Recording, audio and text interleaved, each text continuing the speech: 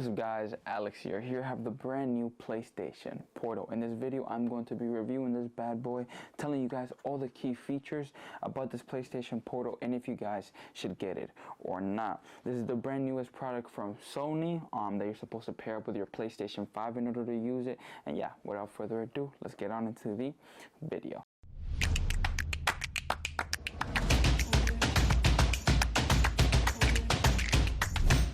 So first things first with this PlayStation Portal is the design. I am absolutely in love with the design on this PlayStation Portal. I think it looks very, very sleek. As you guys can see, the white futuristic look with the screen in the middle, it looks very, very nice in my opinion. I really like the controllers and the way it feels in your hands. It feels just like you're holding a PlayStation 5 controller, but you know, with the screen in the middle, of course. As you guys can see with the images that I'm showing you, with me playing, all the buttons that it has, and just how nice and sleek it looks. Now the screen is an 8-inch screen LCD that is capable to go up to 1080p at 60 frames per second, which is again not that bad. Honestly, holding this in my hand is more comfortable than holding the Nintendo Switch with the stock Joy-Cons on it. I would rather hold this any day of the week than the Nintendo Switch with the regular Joy-Cons, because those cramp my hand up and this doesn't. It doesn't at all. I was playing this for about an hour yesterday like this and my hands didn't cramp up like I did with the Joy-Cons. So that's one thing I do like about it, is the design on it and the screen. Now the screen looks like an OLED screen, but it's not. It is actually an LCD screen. So when you turn on the console and you see the screen, let me see if you guys can turn it on. As you guys can see right there, it looks good. It looks like an OLED screen, but it's not. It's an LCD screen. So I think that the hardware on this looks pretty good. As you guys can see, the controllers also light up like they do on the regular PlayStation 5 controller, which is again really cool. One thing about this PlayStation Portal is that you need a PlayStation 5 in order to use it. If you don't have a PlayStation 5 to use with the PlayStation Portal, then there's no point on you getting this, because you do need a PlayStation 5. So apart from the fact that you need a PlayStation 5 in order to use this PlayStation Portal, it gives you so much, you know, more options in order for you to be able to play. So let's say you have your PlayStation 5 inside of your room and you want to go to the living room and, you know, play on the couch. You can pretty much use your PlayStation 5 from anywhere. So once you turn it on and you connect it, it automatically next to your PlayStation 5. So in order for you to use this, you need your PlayStation 5 to be on rest mode. If your PS5 is completely off, this thing will not be able to turn it on remotely. If you're going on a road trip, or if you're going, you know, somewhere far away, you know, states away, I'm not sure the range on this is that, you know, capable, but I feel like as long as you have good enough internet where you're going, it should work just fine. In this video, I'm going to show you guys a test that I did 200 yards away from where I have the PlayStation that I use for this test, and it connected fine. I was able to use my phone's hotspot and connect it, and it worked pretty good. I was able to connect it twice. The first time I disconnected,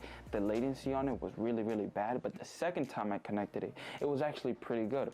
So once it's connected, I recommend that you guys have a good enough, you know, internet speed of about 15 megabytes per second, so that the game, you know, doesn't lag as much and it feels really good. I believe when I had it connected to my hotspot, it was around 10 megabytes per second. And another thing as well is that if you have your PlayStation 5 connected via the Wi-Fi, or like wirelessly to your router, this thing is going to lag a lot no matter what. I would recommend getting a LAN cable and having it directly connected to your PlayStation 5 so that this doesn't lag. Of course, if you are not, you know, in the same vicinity, in the same area as the PlayStation 5 with this PlayStation Portal, it should, you know, work fine, but I still would recommend that you have it connected directly to a LAN cable into your PlayStation 5.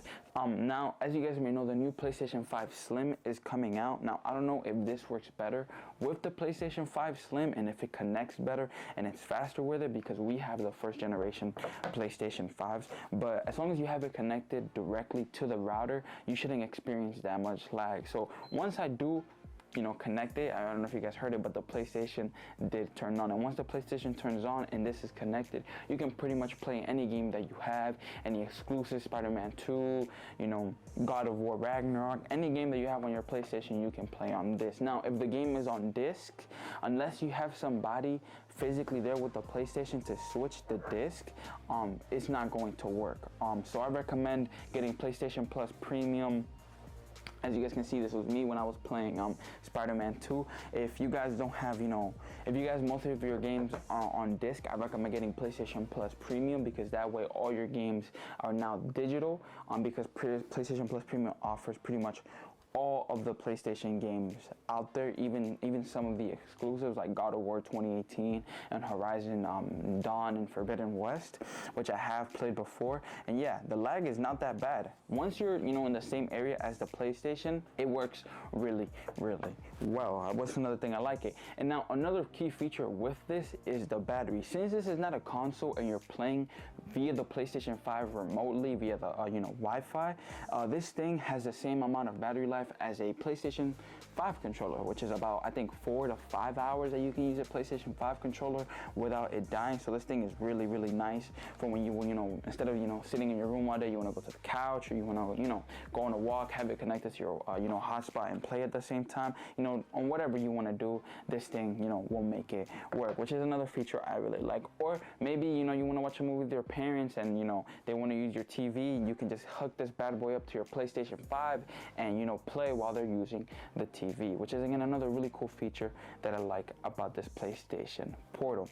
And you also get the signature haptic feedback and vibrations that you get with a normal PS5 controller with this PlayStation Portal. So when you play a game like Spider-Man 2 or Spider-Man or Miles Morales, the triggers, they have the haptic feedback that the normal PlayStation 5 controllers do. Now keep in mind that with this haptic feedback on, and the screen is going to make this thing die kind of faster, not as fast, but of course it's going to make it die as quick. So I would recommend, if you're trying to conserve as much battery life as possible, to turn off the haptic feedback and to just leave it off. If you're going on like a road trip and you want to play on your PlayStation. Now I don't know what the maximum range on this is, but I feel like if you have good enough Wi-Fi where you're headed, this thing should be able to connect pretty seamlessly to your PlayStation 5. Now the price on this PlayStation Portal is $200. Yes, $200.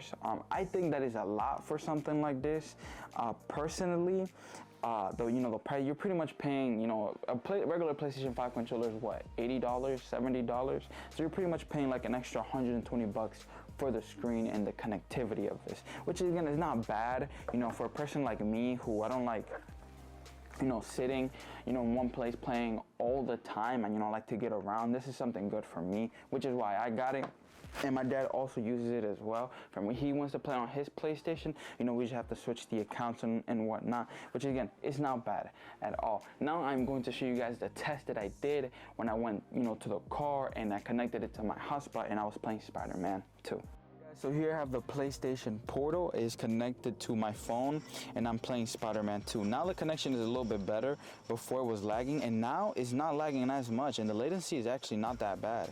So make sure that when you do play this, you have a connection speed that's above 10 megabytes per second, so you have it pretty good. And it's actually not that bad. I'm actually pressing the buttons and it's doing pretty well. Before it had a little bit of latency, but I guess something changed in it and now it just works better. I say we're about 100 something yards away from where the PlayStation is at, and I have it connected to my personal hotspot, and the latency is actually pretty good.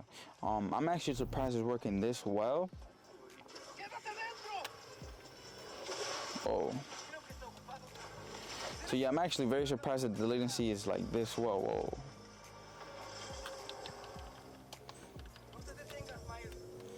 Yeah, and it's actually working pretty well. See, if I move the joystick, it's working pretty well. There's not a lot of latency, but even if there is, I mean, it is to be expected since we are so far away from the PlayStation. So if you want to use this at home as like a console, if your PlayStation is in like your room and you want to chill in the living room or something and use this as a handheld, you can definitely do that with this. And then again, it is pretty cool that you can still do this. So make sure if you're going on like a road trip or somewhere far away from your PlayStation, that you have good connection speeds.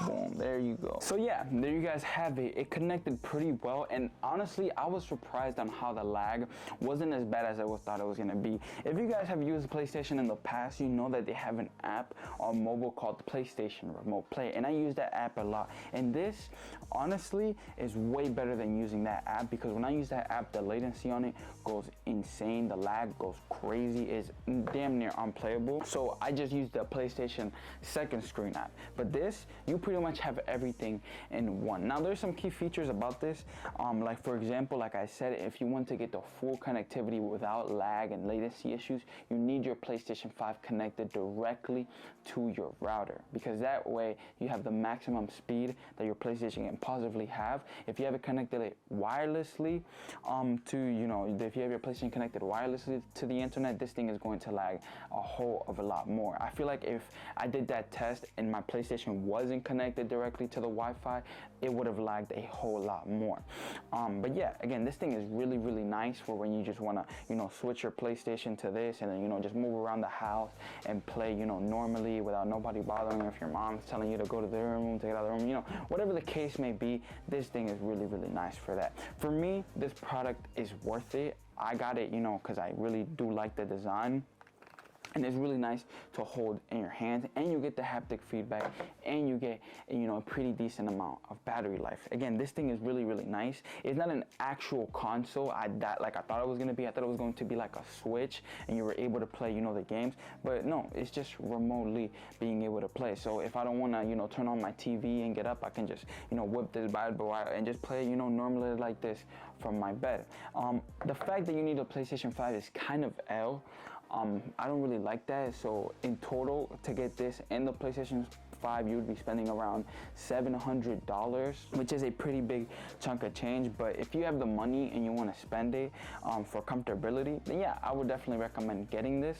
But if you're a person who just likes to play normally, then I would just recommend using the app on your phone, which is completely free. And if, you know, you have your PlayStation 5 connected via LAN, you know, the LAN cable, then it shouldn't lag as well on that app. And like I said, while you use this with your PlayStation 5, somebody else can use your TV at the same time. So you're not, you know, limited to one, you know, TV to use your PlayStation 5. Or if you don't have a you know, a TV and you got your PlayStation 5, you can use this as a screen and, you know, and a controller, you know, depending on how good your Wi-Fi is. I wouldn't recommend it for competitive games, of course. I would recommend this for more, you know, single player story driven games, because competitive games, this thing will lag a ton. And as you guys may know, you need PlayStation Plus to be able to play multiplayer. If you guys are going on a road trip and you have a hotspot, I don't recommend going over the limit on your hotspot, because you're going to get charged more, and you do need you know, a pretty good connection in order to connect this to your PlayStation 5.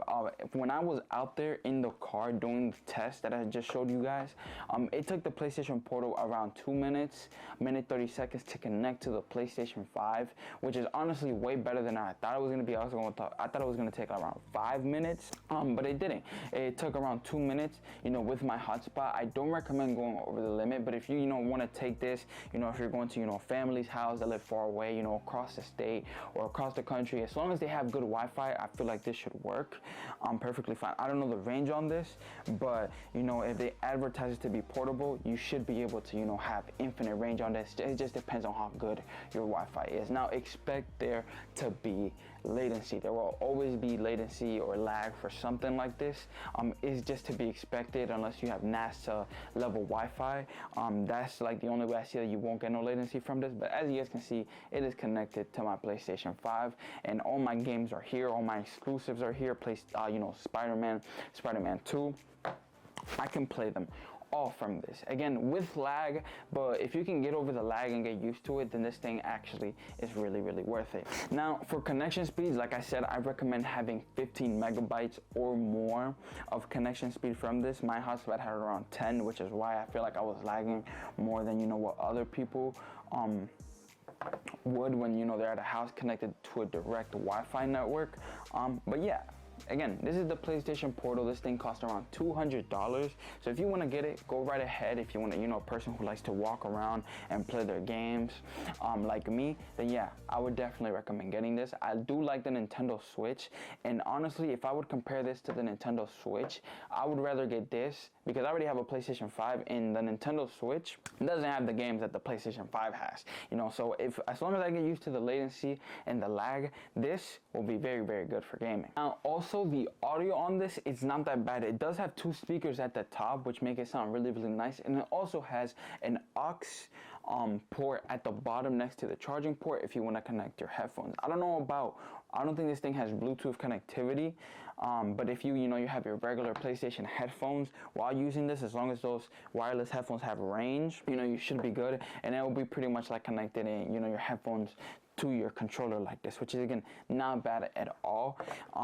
I really do like this product. I see a lot of people hitting on it, but it just depends on what type of player you are. If you like playing comfortably and and you like having a portable experience with your games, the Steam Deck is a very popular thing nowadays, because people just like being able to play their games from their bed, and they just like being able to play their games from anywhere that they can be. So again, this is not a bad product at all. But yeah, if you guys enjoyed this video, I really do hope you guys find it in your heart to leave a like, subscribe. Let me know what you guys think of this PlayStation Portable. In my opinion, if you're a person who likes playing, games portably, then yeah, I would recommend to get it. But if not, just use the app on your phone. It's pretty much the same thing. You can always connect a controller wirelessly to your phone and use the app. But yeah, hope you guys enjoyed. Subscribe, and I'll see you guys in the next one. Peace.